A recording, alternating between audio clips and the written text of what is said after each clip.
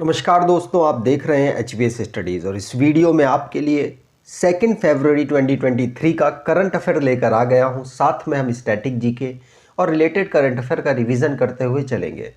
अगर आप इस चैनल पर पहली बार आए हो तो चैनल को सब्सक्राइब कर लीजिएगा। वीडियो अच्छी लगे तो वीडियो लाइक करके ज़रूर जाइएगा। लास्ट में आपके लिए क्विज़ रखा है, उस क्विज़ को ज़रूर सॉल्व कीजिएगा। चलिए बात करते हैं लास्ट डे के क्विज़ की। तो लास्ट डे आपसे क्वेश्चन पूछा गया था, Who has won the men's single title of the Australian Open Championship 2023? तो ऑस्ट्रेलियन ग्रैंड स्लैम ऑर्गेनाइज कराया गया जिसमें मेंस सिंगल टाइटल को किसने जीत लिया। आंसर था नोवाक जोकोविच और आप सभी ने सही आंसर दिया। इन्होंने टोटल 22 ग्रैंड स्लैम जीत लिए। सबसे ज़्यादा में लिस्टिंग अगर की जाए तो इनका नंबर भी आता है और इनके साथ ही 22 ग्रैंड स्लैम जीतकर राफेल नडाल भी पहली पोजीशन पर है। आप सभी ने आंसर सही दिया था और डिटेल में दिया था। इस वीडियो का अगर आप बेनिफिट उठाना चाहते हैं तो आप इसको रेगुलर देखें, पहले दिन से 15 दिन तक देखें और अगर आपको 15वें दिन पहले दिन का करंट अफेयर याद है तो आगे भी फॉलो करें तब तक जब तक कि आपका एग्जाम फाइनल सिलेक्शन तक कन्वर्ट ना हो जाए। ठीक, चलिए पहले क्वेश्चन की बात करें। पहला क्वेश्चन है, Jeevan Vidya Shivir organise for which union territory government school teachers. तो जीवन विद्या शिविर का आयोजन किसके लिए, जो सरकारी किस यूनियन टेरिटरी में सरकारी स्कूल के शिक्षकों के लिए किया गया। तो जो ये जीवन विद्या शिविर है इसको दिल्ली में ऑर्गेनाइज कराया गया। आपको पता है दिल्ली में स्कूल को लेकर काफ़ी ज़्यादा प्रमोट किया जाता है, उसी को लेकर ये जीवन विद्या शिविर करवाया गया जिसमें टीचर्स का एक वर्कशॉप ऑर्गेनाइज कराया गया जिसमें 4000 टीचर्स ने पार्टिसिपेट किया और अपने ज्ञान को एक्सचेंज करने के लिए इसको 5 दिन के पूरे जीवन जो शिविर है इसको ऑर्गेनाइज कराया गया है। दिल्ली गवर्नमेंट स्कूल के टीचर्स यहां पर पार्टिसिपेट कर रहे थे। इसको 28 जनवरी से 1 फरवरी तक ऑर्गेनाइज कराया गया। एक प्रकार की वर्कशॉप है। यहां पर दिल्ली की बात हुई है। दिल्ली को फॉर्म किया गया था 1911 में। इसको यूनियन टेरिटरी बनाया गया 1956 में। इसको नेशनल कैपिटल टेरिटरी 1992 में बनाया गया। फाउंड किया गया अनंगपाल तोमर के द्वारा। कैपिटल नई दिल्ली है। डिस्ट्रिक्ट 11 है। तो इनके लेफ्टिनेंट गवर्नर है विनय नाम है उनका और chief minister Arvind Kejriwal, deputy chief minister Manish Sisodia. Legislature unicameral जहां की असेंबली में 70 सीट्स, राज्यसभा में 3 सीट, लोकसभा में 7 सीट यहां से आती हैं।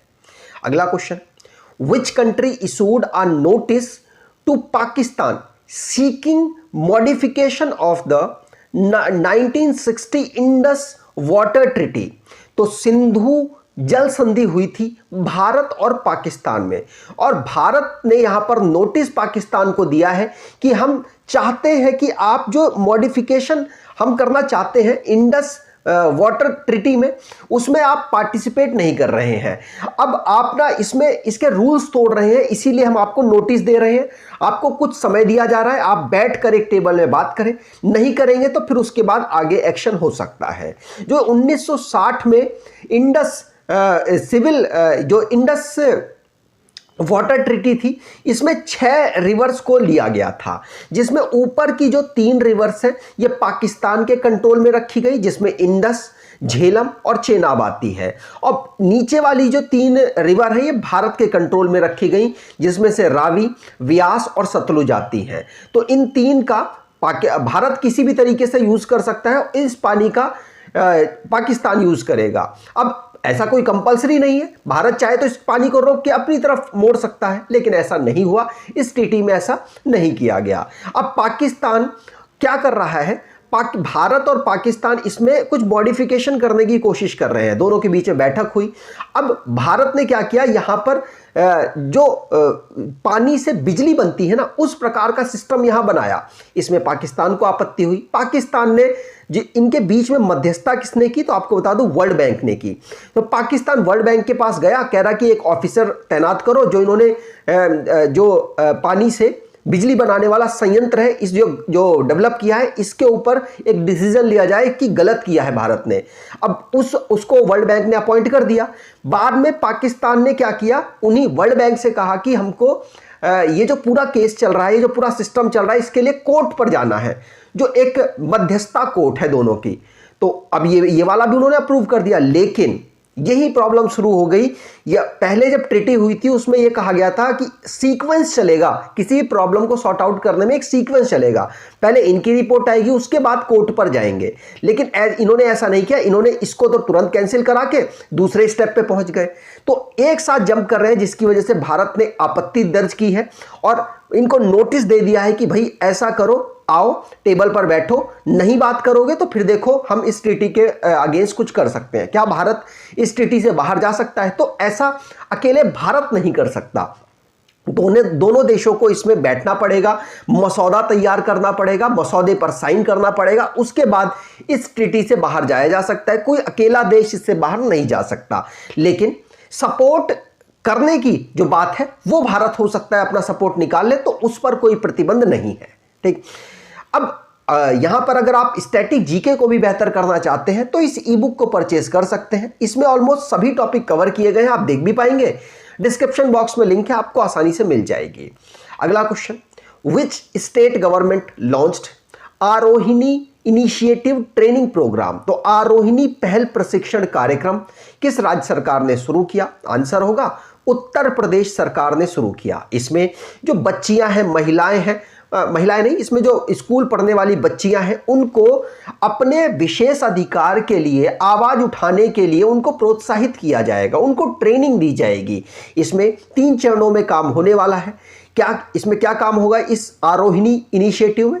पहले तो टीचर्स को ट्रेनिंग दी जाएगी, ट्रेनिंग कैसे देनी है। बाद में टीचर्स जो छात्राएं हैं उनको ट्रेनिंग देंगे, और ये छात्राएं बाद में समाज में जो बच्चियां हैं, जो स्लम्स की बच्चियां हैं, उनको यहाँ पर जो अनप्रिविलेज्ड क्लास की गर्ल्स हैं, उनको यहाँ पर प्रोत्साहित करेंगी कि अपने राइट्स को आप किस तरीके से मांग सकते हैं। इसमें उत्तर प्रदेश का सहयोग करने वाले हैं राज्य के 746 Kasturba Gandhi residential girl school, साथ साथ एनजीओज भी यहाँ पर पार्टिसिपेट करेंगे। ठीक, अब यहां पर स्टेट से रिलेटेड करंट अफेयर की बात हुई है, तो स्टेट से रिलेटेड जो भी करंट अफेयर बने हैं उनको रिवाइज करते हैं। पहला क्वेश्चन पढ़ लिया। दूसरा, छत्तीसगढ़ के चीफ मिनिस्टर भूपेश बघेल ने अनएम्प्लॉयड यूथ के लिए मंथली अलायंस अनाउंस किया है फाइनेंशियल ईयर 2023-2024 के लिए। ईयर ऑफ एंटरप्राइजेस प्रोजेक्ट को केरला में स्टार्ट किया गया। डॉक्टर जितेंद्र सिंह ने national genome editing and training centre को मोहाली पंजाब में इनॉग्रेट किया। ओडिशा, जिसको UN habitats world habitat award 2023 का जगह मिशन के लिए मिला है। उत्तराखंड गवर्नमेंट, जिसने रेवेन्यू और पटवारी पॉलिसिंग सिस्टम को अबॉलिश कर दिया। तमिलनाडु ने नीलगिरी तहर, जिसको कंजर्व करने के लिए एक ऑर्डर इशू किया है। आंध्र प्रदेश की गवर्नमेंट ने फातिमा शेख के लेसन्स को टेक्स्ट बुक में इंट्रोड्यूस किया।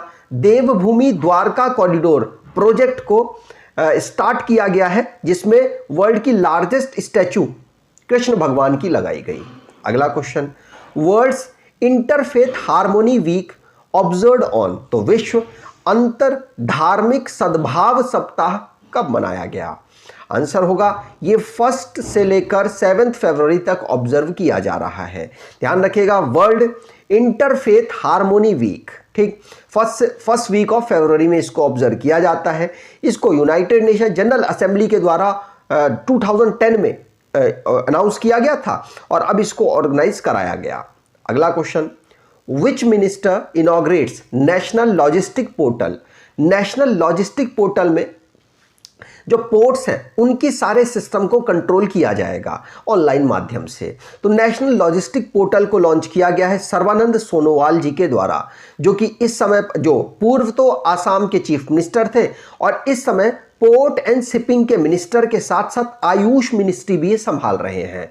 तो ध्यान रखिएगा, ministry of port shipping and waterways के मिनिस्टर सर्बानंद सोनोवाल जी के द्वारा नेशनल लॉजिस्टिक पोर्टल, जो भी हमारे पोर्ट से रिलेटेड काम है उनको यहाँ पर ऑनलाइन माध्यम से करने की कोशिश की जाएगी, जिसमें मोस्टली कोशिश ये करी जा रही है कि इसमें आईटी फील्ड को इन्वॉल्व किया जाए, जिससे कि जो पारदर्शिता है उसको बढ़ाया जा सके इस सेक्टर में, और जो कॉस्ट लग रही है उसको और एफिशिएंट, जो काम हो रहा है उसको और एफिशिएंट तरीके से किया जा सके। अगला question, who has been rewarded the, मतलब पहले अवार्ड मिल चुका है, दोबारा से इनको अवार्ड मिल रहा है, with the life time achievement award by the India UK achievers honour. तो इंडिया यूके अचीवर्स ऑनर द्वारा लाइफ टाइम अचीवमेंट अवार्ड से किसे पुरस्कृत किया जा रहा है? तो किसे दिया जा रहा है? आंसर होगा पहले हमारे मनमोहन सिंह, पूर्व प्रधानमंत्री हैं, इनको ये अवार्ड दिया जा रहा है। तो मनमोहन सिंह जी को ये अवार्ड मिल रहा है। ध्यान रखिएगा, इंडिया यूके अचीवर्स में इनको लाइफ टाइम अचीवमेंट ऑनर ये मिल रहा है यहाँ पर। ठीक, अब यूके की बात हुई है तो यूके 4 देशों का ये समूह है, इंग्लैंड, स्कॉटलैंड, वेल्स और नॉर्थर्न आयरलैंड। इसके प्राइम मिनिस्टर भारतीय मूल के ऋषि सुनक है, लंदन इसकी कैपिटल है, इसके लेजिस्लेचर को पार्लियामेंट कहा जाता है, करेंसी है पाउंड स्टर्लिन। अगला question, which city hosted the Shanghai corporation organisation film festival 2023? तो एससीओ की फिल्म फेस्टिवल 2023 को कहां पर ऑर्गेनाइज कराया जा रहा है? आंसर होगा इसे ऑर्गेनाइज कराया जाएगा कहां पर, कहां पर ऑर्गेनाइज कराया गया? तो आंसर होगा मुंबई में, मुंबई में इसको ऑर्गेनाइज कराया गया। तो यहां पर बी ऑप्शन बिल्कुल सही होगा। ध्यान रखिएगा, संघाई कॉरपोरेशन ऑर्गेनाइजेशन की जो फिल्म फेस्टिवल है उसको कहां, मुंबई में ऑर्गेनाइज कराया गया। भारत ने इसकी दिसंबर में प्रेसिडेंसी को एक्सेप्ट किया और अगले एक साल तक जो भी इसके फंक्शंस होने वाले हैं भारत में ही होंगे। यहां पर एससीओ की बात करें तो संघाई कॉरपोरेशन ऑर्गेनाइजेशन इसकी फुल फॉर्म है। इसको 2001 में फाउंड किया गया। अगर आपको बताऊं इसका हेडक्वार्टर कहाँ है, तो चाइना की कैपिटल बीजिंग में इसका हेडक्वार्टर है। इसके इस समय पर सेक्रेटरी जनरल कौन है? तो चाइनीज पर्सन है। अब ये पुरानी स्लाइड है, इसके लिए ये हट चुके हैं। याद रखिएगा, इसके मेंबर्स की बात करें तो मेंबर है इसके टोटल 9, जिसमें अब ईरान भी यहां पर जुड़ चुका है। ईरान को पिछले साल जोड़ा गया था, लेकिन भारत और पाकिस्तान की बात करें तो ये दोनों 2017 में इसमें इंक्लूड हुए थे। इसके फाउंडर कंट्री की बात करें तो China, Russia, Uzbekistan, Kazakhstan, Tajikistan और किर्गिस्तान थे। ध्यान रखिएगा, भारत, पाकिस्तान और ईरान ये बाद में इसमें जुड़ते हैं। ईरान पिछले साल और 2017 में भारत और पाकिस्तान इसमें इंक्लूड होते हैं। अगला क्वेश्चन, अकॉर्डिंग टू बजट, आपको पता है बजट अनाउंस किया गया, तो अकॉर्डिंग टू बजट 2023 हमारे चैनल पर भी बजट के ऊपर एक वीडियो बन चुकी है, तो आप उसको जरूर फॉलो करें, आपको बेनिफिट मिलेगा। According to budget 2023 how much capital has been allocated to the Indian railway? तो भारतीय रेलवे को कितनी बजट आवंटित किया गया? तो आंसर होगा भारतीय रेलवे को 2.40 लाख करोड़ रुपए का बजट अलोकेट किया गया। तो ध्यान रखिएगा 2.4, यहां पर डी ऑप्शन बिल्कुल सही होगा। तो 2.4 लाख करोड़ का इंडियन रेलवे को बजट। साथ साथ इसमें यह भी बताया गया कि भारतीय रेलवे में 75,000 से ज्यादा जॉबें भी क्रिएट होंगी। तो आप तैयार रहिएगा, नेक्स्ट टाइम हो सकता है आपको बेनिफिट मिल जाए। तो ये 2023 और 24 के लिए बजट रेलवे को इतना दिया गया है। अगला question, according to budget 2023 how many tourism destination have been selected for the development? तो डेवलप करने के लिए, जिससे कि टूरिज्म सेक्टर और उछाल मारे और बेहतर हो सके, इसके लिए भारत जो बजट है, बजट में कितने लोकेशंस को सिलेक्ट किया गया कि इसको दोबारा से बेहतर करने की कोशिश की जाएगी?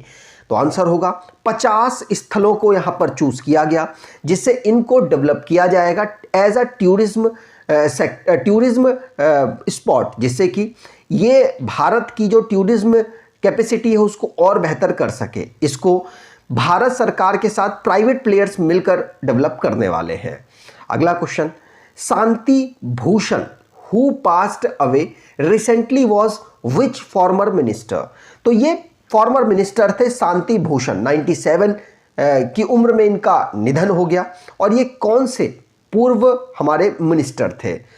तो हमारी ये फॉर्मर लॉ मिनिस्टर है, फॉर्मर लॉ मिनिस्टर है। ध्यान रखिएगा 97 की उम्र में इनका निधन हो गया। अगर बात करें ये लॉ मिनिस्टर कब थे, तो 1977 से लेकर 1979 तक ये मोरारजी देसाई की गवर्नमेंट में यूनियन लॉ मिनिस्टर थे। ठीक, चलिए आज के क्विज की बात करें तो आज का क्विज है विच state government announced Ladli Behna scheme? तो किसने लाडली बहना स्कीम को अनाउंस किया है? कमेंट बॉक्स में डिटेल में आंसर दीजिएगा। अगर आपको ये वीडियो अच्छी लगी है तो आपसे अनुरोध करूंगा वीडियो को लाइक कर दीजिएगा, चैनल को सब्सक्राइब कर लीजिएगा और एटलीस्ट अपने कुछ दोस्तों तक वीडियो को शेयर जरूर कीजिएगा। धन्यवाद।